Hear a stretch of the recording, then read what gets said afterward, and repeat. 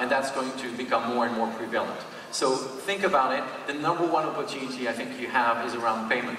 If I can come in a store and I can process my decision quickly, pay quickly, and be on my way without having to queue too much, I'm saving a huge amount of time. And today that technology exists.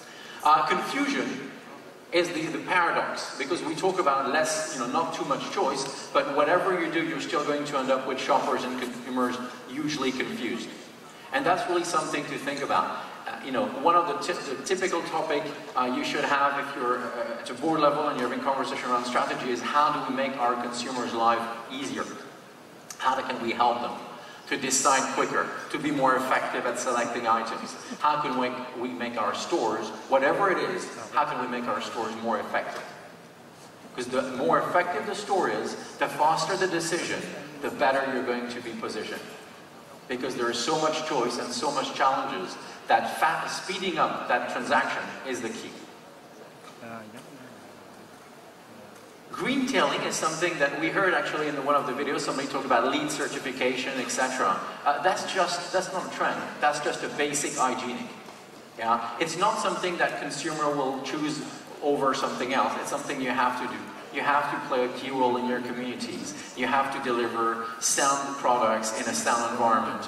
And these are really basic. So that expectation is not a trend. That should be something that is integrated within the business. Those companies that are not really trying to do good will find themselves in big trouble. And they will be found out, and they will pay the price. And the price is, of course, that consumers will leave and will go elsewhere. So that's really something to just think at as a requirement. So there's a whole bunch of trends. And the thing is, how do you start organizing these trends? Well, the best way to do it is to consider values versus concepts. So I'm going to go through some trends that are about values, human values, consumer values, and then I'll show you some concepts also, and both connect with each other. So the first one is authenticity. Authenticity is the fact that consumers today want to buy things that are authentic. I don't mean not fake as in fake products, but I mean things that are authentic, connected to their origin, connected to knowing it's a good product, knowing it's something that has history or tradition. And you have a huge opportunity here in the Philippines with some, with fantastic culture to leverage that. Just some examples here. Zambuk, it's an ointment company, Rose & Co. in South Africa, and they've really kept the packaging from their very first day of creation. It's a very traditional packaging, it's very well known, and immediately people recognize it, if you're from South Africa, of course. Bottom left, some quality labels. In France, we have a whole bunch of labels that guarantee people the origin of the product. So you can have a label for meat, a label for wine, etc., and people know the quality. And that's a good way to know it's an authentic product.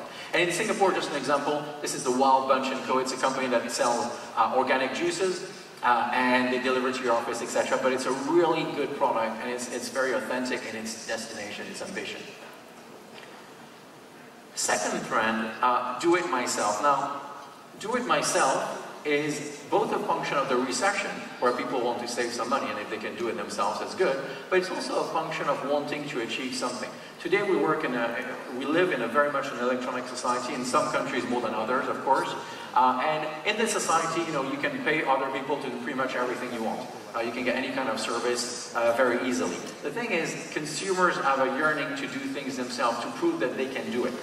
And today we see a lot of examples around that where these are also big opportunities for business. A couple of these: rent a workshop, rent a dark room.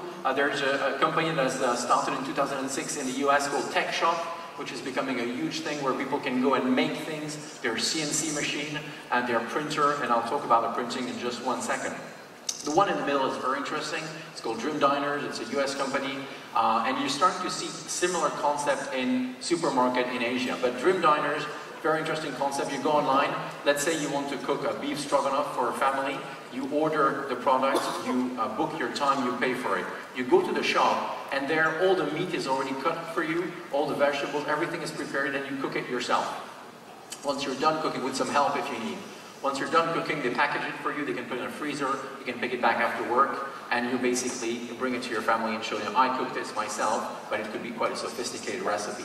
And that plays exactly and perfectly to the need for people to really feel that they're learning a craft, they're doing something themselves. And so that offers a lot of opportunities around how you get people to engage with your products.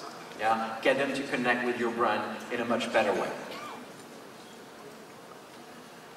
And just as an aside, and I'll jump to the examples right away, but 3D printing is going to become a big business. Today you can find professional items, just like the one in the middle, for about $14,000. The one at the bottom is something you can buy for less than $1,000 US. In fact, now you have models that are less than 500. And what you're going to see in the next few years is this becoming the home printer. And people will be able, in particular kids, will be able to draw a robot or an animal or something they want to do, put it in a CAD machine, and print it out right away as a 3D toy. And that creates a lot of opportunity. First, it creates a small business opportunity. You see that already in the US. There are many small businesses that are starting up in New York and LA, where people buy two or three or four of these, put them in a row, put some computers, and you can go in, if you don't want to buy one of these for your home, go in and print your own item. That's already happening. So that's a good small business opportunity. But when these become ubiquitous and people can do this, think about the different potential and the different possibilities of printing your own items. Yeah? It changes a little bit the rapport you have to creation. Another really important trend is hyper-personalization. On the premium end of the market, consumers want to have an experience that is very personalized to them. Now, it could also be in the mass market if you look at food, for example. They want to maybe personalize their burger or personalize a food product, yes? With station creation and stuff like that. But on the premium end, there's really the need to have things that I can do for myself that really is unique. And all the brands are touching on this. The luxury handbag manufacturers, for example, they all offer a personalization service where you can get your initial painted on, etc. But there are many different variations. Just a few examples. At the top here you have U-Flavor. It's a US company for drinks. You can create your own flavor and you can do whatever you want. You know, the PA drink, that will be the next year's staple on your tables. The two bottom ones, 20 Limited, is a UK company that only sells limited items. So again, catering to people that want something very unique, something very exciting. Talking about uniqueness, Anka, the caviari, which is a small tin of caviar, you can buy 30 euros and you can eat that, in the plane or whatever. And the point here, it's about your own space. And it's about opportunities to create things that are personalized to you. And the one in the middle, I left for the end, is Silex. It's a store in Louis Vuitton in Ginza, in Tokyo. Silex, you have to be a member. You're invited. You have to pay $5,000 or $10,000 to become a member. And it's a shop in the shop that sells Louis Vuitton product exclusively, but also items that are not made by Louis Vuitton. They're about a universe. And they're about providing very premium consumers with an opportunity to own unique items that are part of a luxury universe.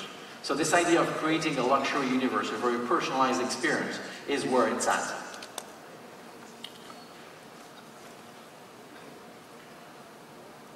Now this one is really critical because that's the hardest of all to accept. Simplicity is probably the hardest way to do business. Apple is obviously the kind of poster child, the key example for that. But simplicity is about streamlining your offer. Streamlining your offer so that what is left is really the essence, the product, the core of what you're trying to achieve. So here we have some examples. Wrigley is just a single strip.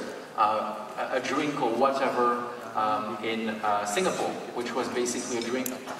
All you could choose was whether it was fizzy or still, sparkling or still, not the flavor. And by the way, that was a terrible disaster because they did the wrong research, obviously not with TNS, and they forgot to realize that people select on flavor their drinks, not on whether it's sparkling or still. So that's a bit of a lesson here. And the last one is Japan Premium Beef. It's a shop in New York. They sell Japan Premium Beef. Very, very simple. So simplicity is critical. And simplicity is probably the hardest thing to achieve. There's always a temptation for new products. There's always a temptation for innovation. Consumers know innovation, and they can spot the fake products a mile away. The fake innovations a mile away. And so instead of innovating, you really have to think whether what you deliver enables that simplicity, that essence of what your brand is about.